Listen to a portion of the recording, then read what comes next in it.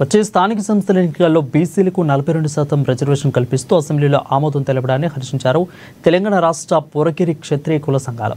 ఈ నేపథ్యంలో వనస్థలిపురంలో సీఎం రేవంత్ రెడ్డికి పాలాభిషేకం చేశారు.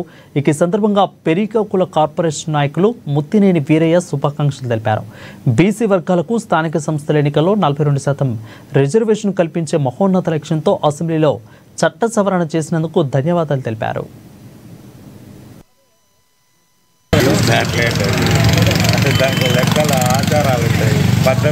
మరి అసెంబ్లీలో స్థానిక సంస్థల్లో రిజర్వేషన్ 50% ఎత్తివేస్తూ బీసీలకి స్థానిక సంస్థల్లో 42% రిజర్వేషన్లకి తెలంగాణ అసెంబ్లీ ఆమోదించడం పట్ల తెలంగాణ రాష్ట్ర ముఖ్యమంత్రి వర్యులు బీసీల పెద్దన్న బీసీల ఆత్మ బంధువు రేవంత్ రెడ్డి గారికి ఇక్కడ పాలాభిషేకం కార్యక్రమం తెలంగాణ రాష్ట్ర పెరిక కులం ఆధ్వర్యంలో నిర్వహించడం జరిగింది.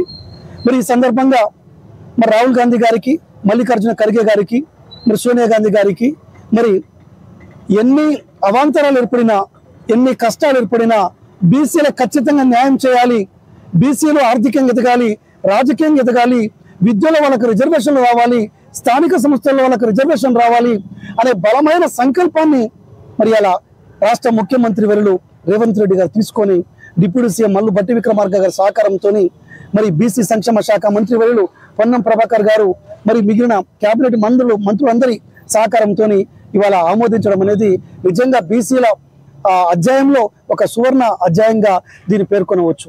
తెలంగాణ శాసనసభలో ఆర్డినెన్స్ తీసుకొచ్చి రెండోసారి కూడా మళ్ళీ ప్రవేశపెట్టి గవర్నర్కు పంపడం జరిగింది. బీసీ రిజర్వేషన్ 42% ఉండాలని మన